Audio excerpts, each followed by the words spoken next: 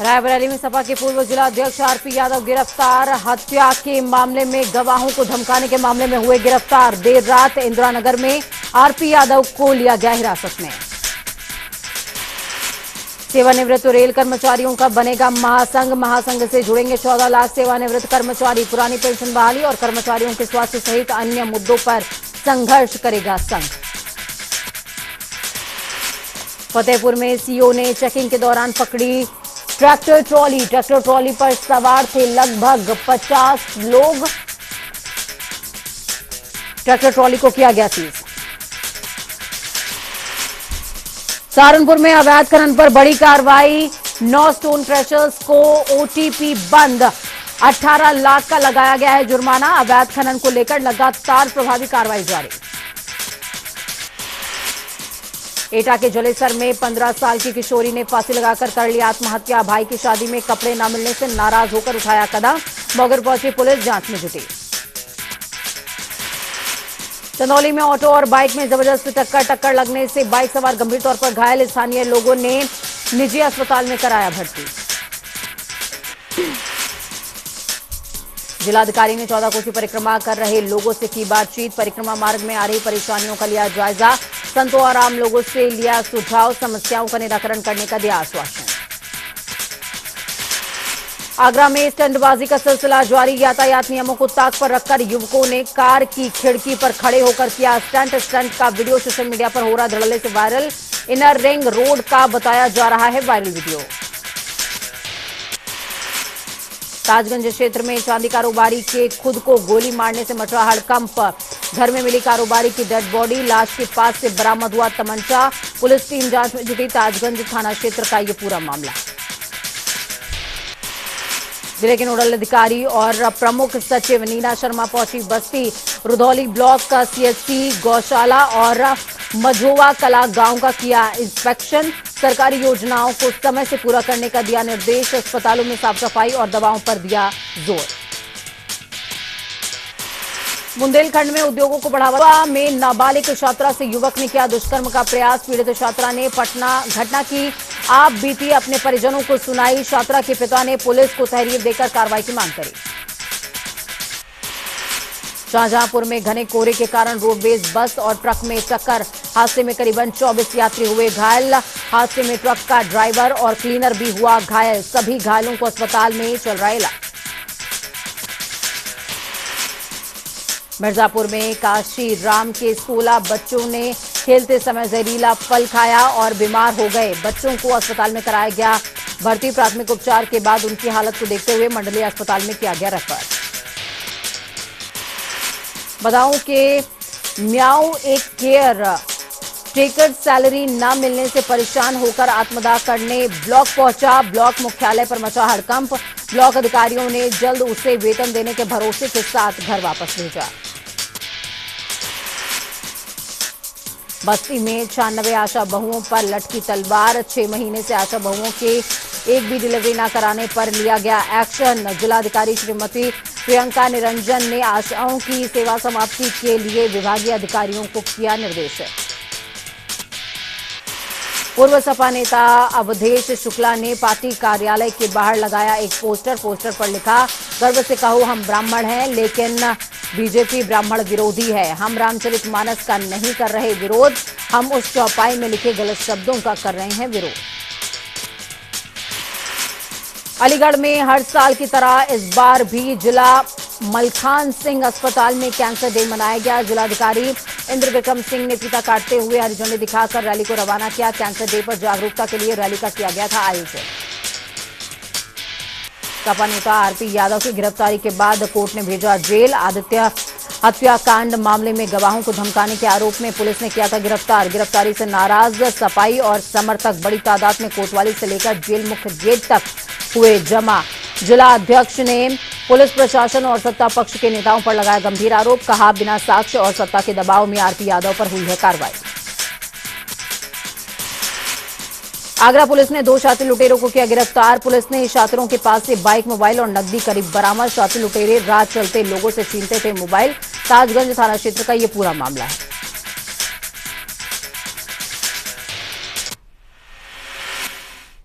इस बीच आपको बड़ी खबर अहम जानकारी दे रहे हैं। ग्लोबल वीजा सेंटर की सौगात सीएम योगी आदित्यनाथ ने दी है, उद्घाटन किया है। प्रदेशवासियों को एक बड़ा तोहफा मिला है। 9 फरवरी से लखनऊ से ही वीजा मिल सकेगा। अब लखनऊ में ही वीजा बनेगा। बड़ी खबर अहम जानकारी आपको दे रहे हैं। 9 फरवरी से लखनऊ से मिलेगा वीजा। ग्लोबल वीजा सेंटर की सौगात मिली है उत्तर प्रदेश को। सीएम योगी ने वीजा सेंटर का उद्घाटन किया है।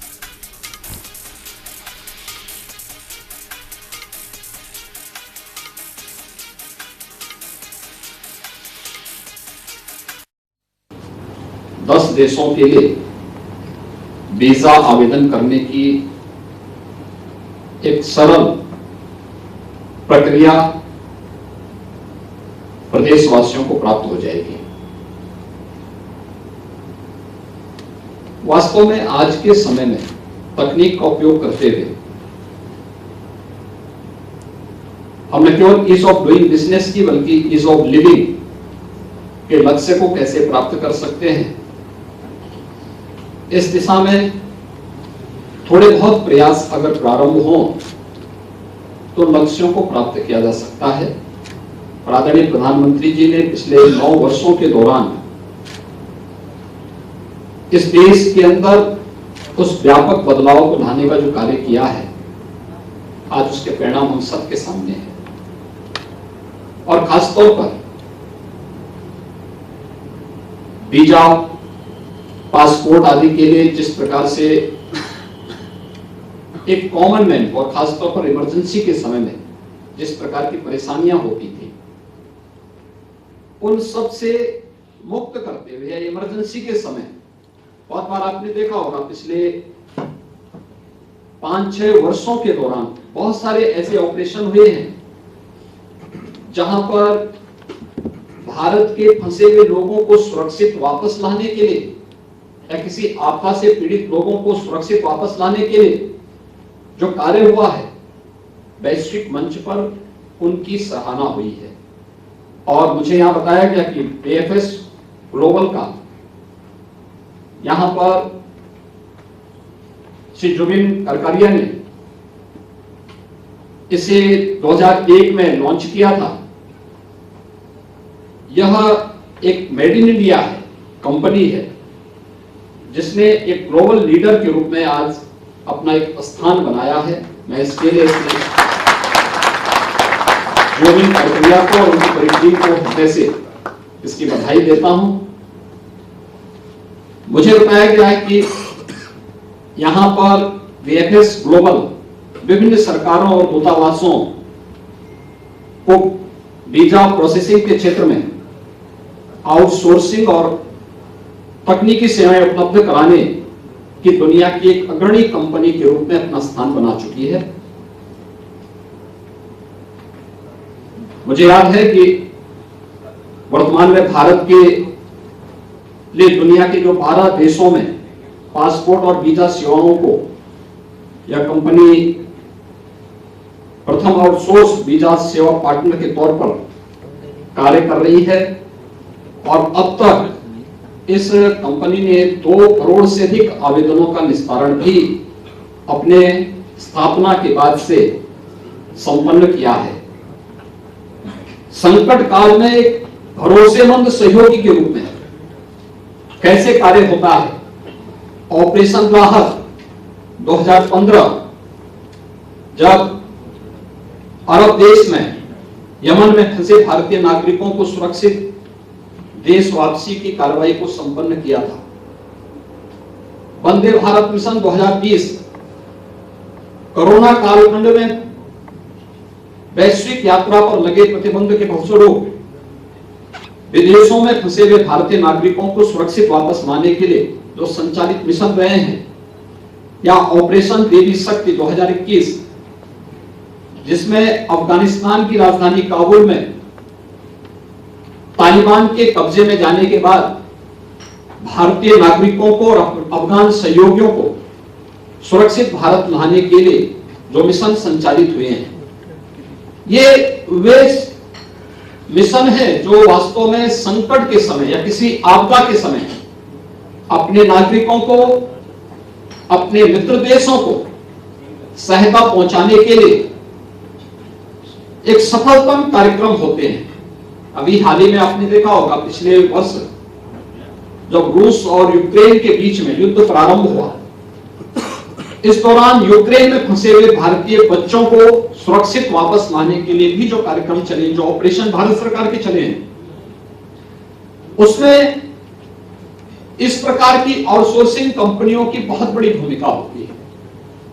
और मुझे प्रसन्नता है कि अब इस केंद्र के शुभारंभ होने से ऑस्ट्रिया, नीदरलैंड, चेक रिपब्लिक, स्विट्जरलैंड, एस्टोनिया, हंगरी, पुर्तगाल, जर्मनी, इटली तथा सऊदी अरब की यात्रा।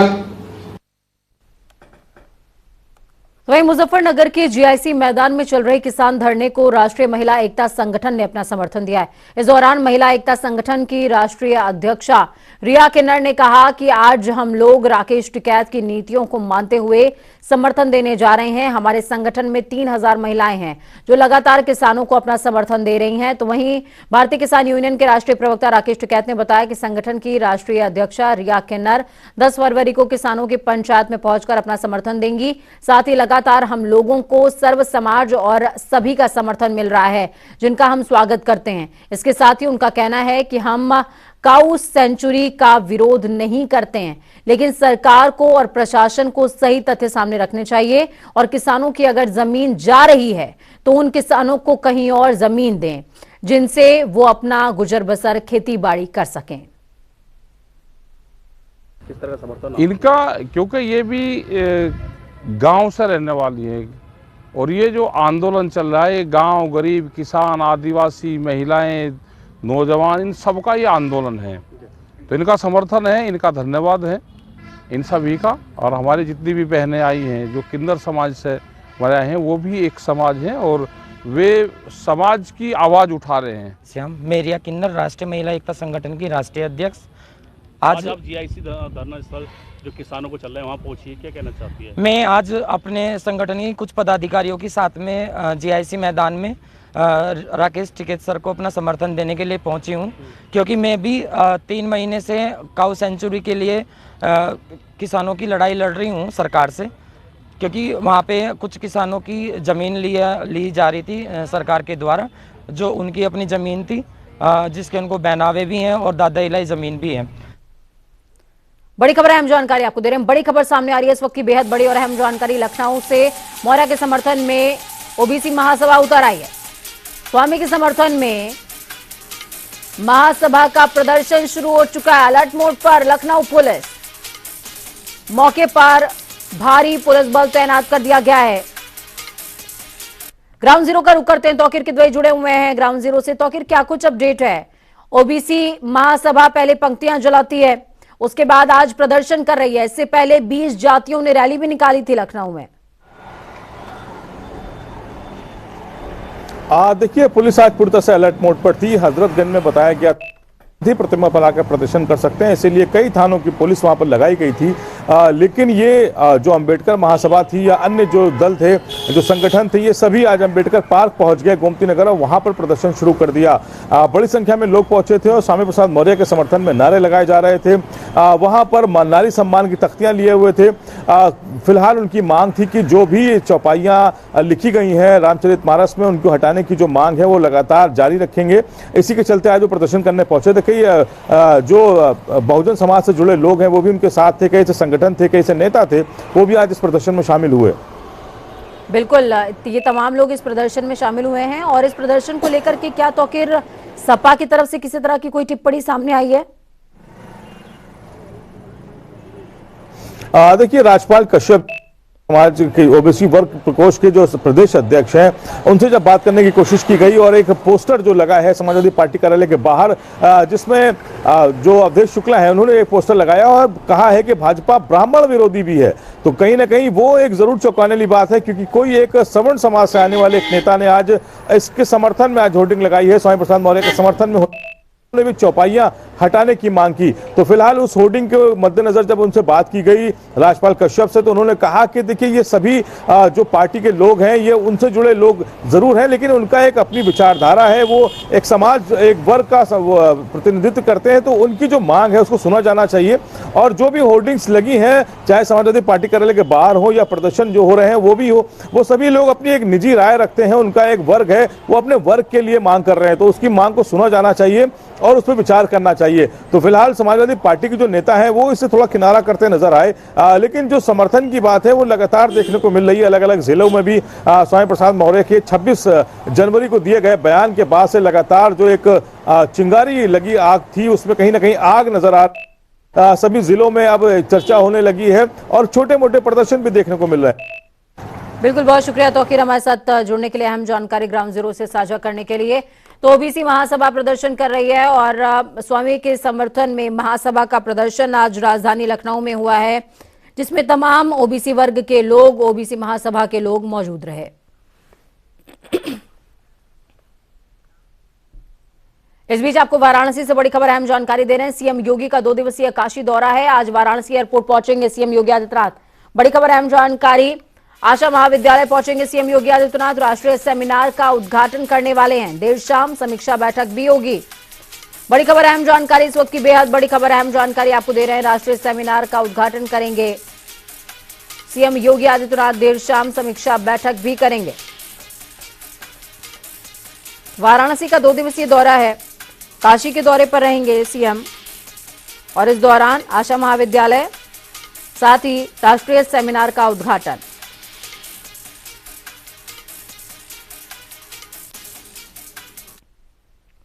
वक्त यहाँ पर छोटे से ब्रेक का, ब्रेक के उस पार खबरों का सफर लगातार जारी रहेगा। बने रहिए जनता टीवी के साथ, क्योंकि हमें आपकी ताकत, अपना और अपनों का बहुत ज्यादा ख्याल रखिए। नमस्कार।